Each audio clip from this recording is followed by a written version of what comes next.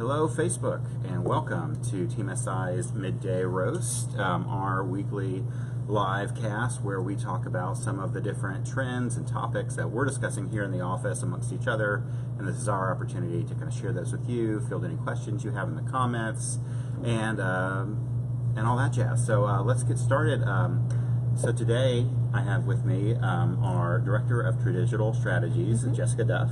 Yes, happy to be here. Yeah, absolutely. And I'm glad you're here because this is kind of one of those areas that really blends both traditional and digital, and like that, you know, the idea that some of this is PR, some of it's digital media, and it's kind of a mixture of both. So yeah, I'm looking forward to this conversation. Yeah, definitely. Me too.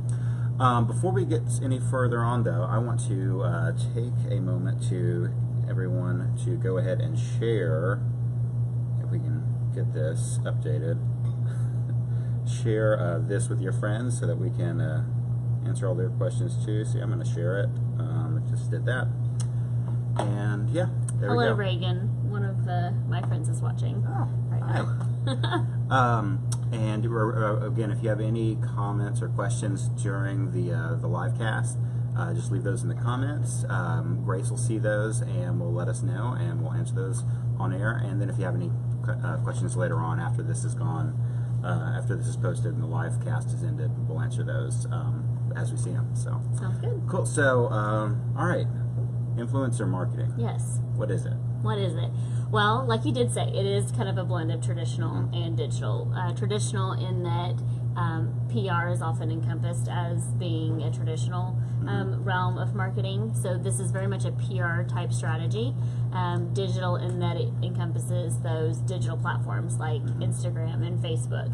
So kind of that blend. And what it is paid and unpaid ways of finding an influencer in your market to share your brand, whether they're sharing a particular product or something about the brand or an experience, but using a platform of social media to share information with their followers. Okay, and just for our audience, kind of tell me what makes somebody, you know, an influencer versus just a brand of a product, or, you know, somebody like a multi-level marketer that's trying to sell you something using Facebook and whatnot. So there's actually kind of several different definitions you could use to figure out what an influencer is, and the way that as this concept has developed over the years, primarily over the last probably 18 months really, you've got micro influencers, which are going to be people that have about, you know, anywhere from 1,000 to like 10,000 followers. Then you have macro influencers that are going to be that 10,000 to like maybe 1 million. Wow. And then you have celebrity influencers, which are going to be, you know, overly. Yes, so those who have millions of followers. And then as far as understanding if they're just trying to be a multi-level marketer or if they're really sharing a brand, it's disclosed usually if it's a sponsored post. If it's, they were doing this because this product was given to me, or I'm doing this because on behalf of. So, I mean, it's definitely, and, you know, this was in our notes and in some of the research, the FTC has really amped up their regulations in 2018 on making sure you disclose all of that. Which I had not realized. Yes. So I do that. I partake in the Influenster campaigns. It's an app that you can fill out all kinds of information and you get boxes, and then when you review them, you have to disclose that it was something that was given to you. So there's a hashtag that you use with every one of your posts that the materials were provided as part of. Okay, and that's kind of nice because be able to use a hashtag instead of a disclosure. Because you know everything's about being abbreviated and short. When you think of, you know, Twitter, Facebook, and Instagram. All right, cool. So tell me, like, how did this become such a thing? Because, you know, we've been hearing about it, you know, for a few years. I think our clients have started hearing about it maybe, you know, a year or two ago, or just more recently. Kind of tell us the story about how all this got together. Well, it definitely started with celebrity influencers. Celebrities would, you know, pick a product, whether they were endorsed to do so or not. Most often they were, because they get, you know, they have a nice Coke or Nike contract or whatever. And, you know, brands started to see, you know, those Air Jordans are really picking up because, you know, Michael Jordan's face is Yeah. on it, or so and so is wearing, LeBron is wearing these now, whoever it is. So they kind of picked up and took it as it kind of got a little bit smaller, more niche to Yeah. that particular product or that brand. That maybe they might be able to do that, and they can't afford a celebrity to be their, the voice or the face of their product. So it involves just a lot of research where you would go and you would find somebody that, maybe it's a type of diaper Right. that somebody, like when the Honest diapers came out, if that was one that you've got somebody who is has a big mom or parent following, reach out to them, and would you be willing to sample our product and talk about how great it is because you've got such a great following, Right. in order to boost that brand's presence.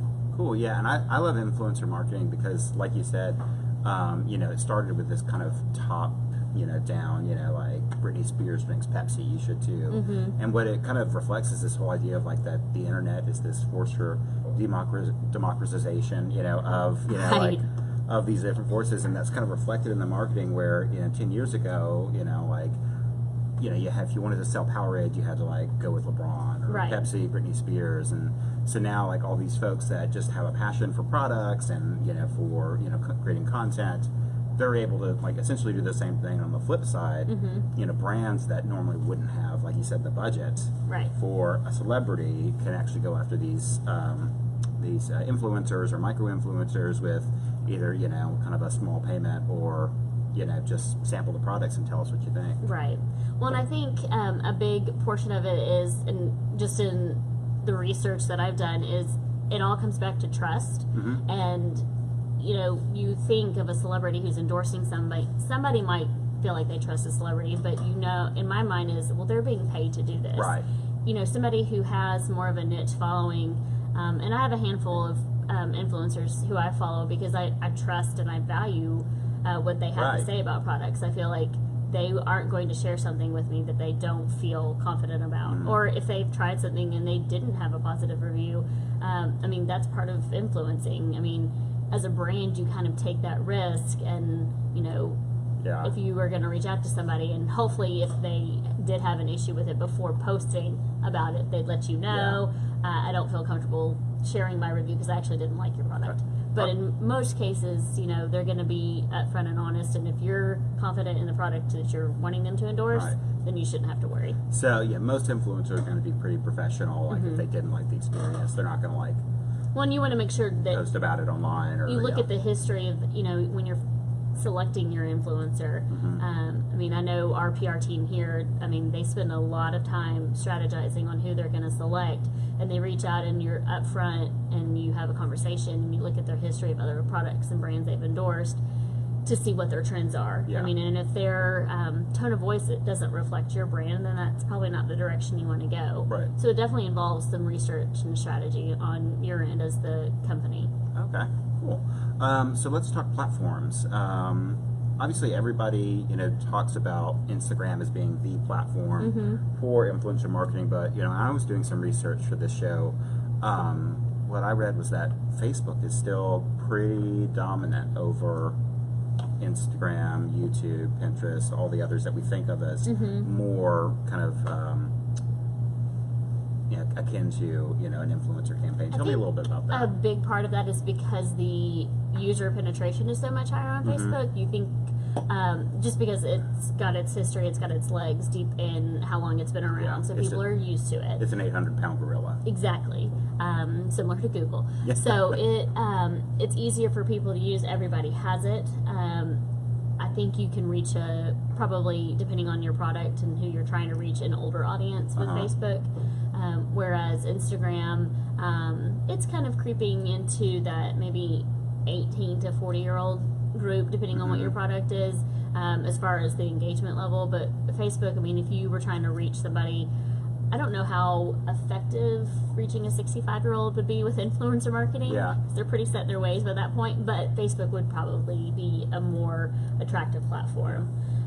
But with Instagram, Facebook's sort of starting this, but Instagram has so many varieties of how you can share it. You have your Instagram stories, you have the swipe up opportunity with your Instagram stories.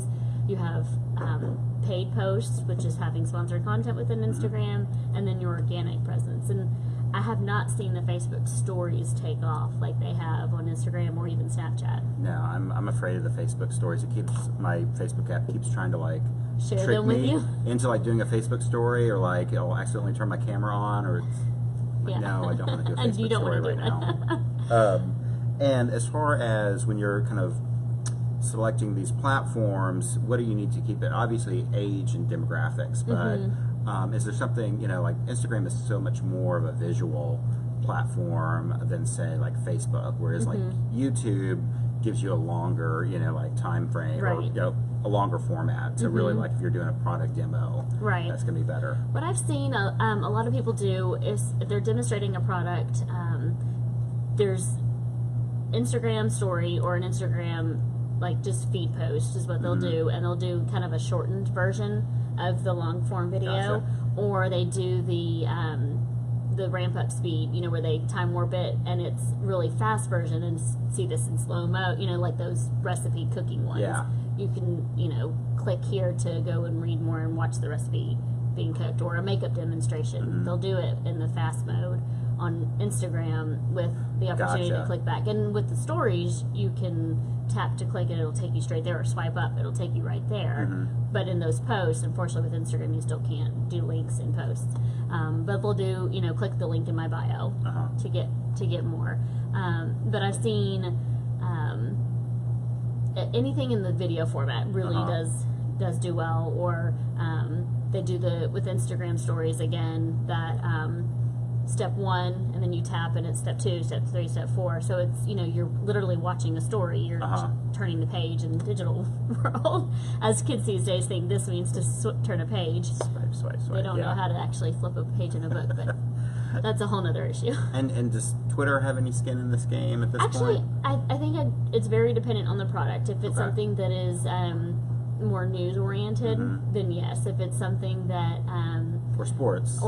Yeah. right? I did when I had a previous influencer box. It wants you to review in different platforms, and Twitter was only on the apple juice that came with my box, because parenting, I guess they think Twitter is included. A lot of parents look to Twitter for advice on things, just like they would Instagram and Facebook. So I know it just kind of depends on your product. Yeah, that's true. Yeah, it's true about the parenting and Twitter thing, because I think since having a kid, and that after school time where it's like you're either playing or you're watching Elmo, or the news is not on anymore. So if I want to see what's going on, You're on Twitter, Yeah. right? So it is. There are a lot of active parenting companies and brands that are on Twitter and will share things, but it definitely, Twitter, I think, has a skin in the game if your brand fits for it, if your product fits for it. So we've talked platforms now. Let's talk about the other kind of crucial kind of component when you're putting together one of these influencer campaign, which is audience. What kind of audiences are good to target with influencer campaigns, and then how do we reach out to how do we use the influencer to match up with our audience, I guess is what I'm asking. So an example, and hopefully I don't misquote this example I'm about to share, but with our PR team here, when they had a tech company that they would do some product testing for, and they came out with a new type of camera, I believe it was, and they found an influencer and sent them to the Justin Timberlake concert to use it. So I mean, you're hitting a really wide audience there who has, I mean, you could be hitting folks who are just techies, people who like Justin Timberlake, people who love photography, just a lot of different options. So you could go something that broad, or think okay, I have a new makeup, like lipstick. Obviously, I'm not going to try and target a bunch of 12-year-old boys. I might want to make sure that I'm targeting older women, or women that are in their 20s. So, you also don't want to target little kids too. But if it's a new plush unicorn toy, then you might want to target parents to buy that for the kids. But you probably might have a 13 or 14-year-old on Snapchat, even though I wouldn't put my Right. kid on Snapchat, but they could be, so you would want to reach them in that realm too. But there have got to be like, I mean, like kids, you know, like teenagers that are like already doing this. I know like there Oh, are I'm kids sure. like making like thousands of dollars a month, like just doing slime videos on YouTube. Well, so, as I mean, say, like, that or the open the box opening. box yeah. opening. Just, I mean, who would have thought? I mean, that doesn't make me buy a product, but they've built their reputation, they've built their audience already. So, Yeah. but that does bring up a point. I don't know if you were about to bring this up or not, but cost. A lot Yeah. of these influencers, you do have kind of that pay to play Yeah. mentality, but you don't have to monetarily pay them. If they are testing a product, it's the opportunity to get that product for free. I mean, that's what I enjoy doing. I just received makeup products from Honest, Yeah. and you know, it's something that I may not have gone out and purchased myself and then voluntarily chosen to review, but they've sent it to me. I'm trying it out, Yeah. and then I'll review it, and just having that product for free. And I think the further up in the game you are, as far as how popular you are as Yeah. an influencer, may determine whether or not you get paid. So it's just something to consider and kind of do some research on if that's something you can afford. It's definitely Yeah. not the most expensive route in your marketing strategy, because there are other ways that you can thank your Right. influencer. And depending on the cost of your product, you know, if it's, you know, a makeup sample, that's, I mean, just cost of goods, it's Right. cheap as, you know, but, you know, if you're an auto dealership, you know, Yeah. like you're Test not out going to this be giving car. away, yeah, you can test drive a car, but we're not giving you a car, Yeah. but yeah. Can't have this $28,000 car.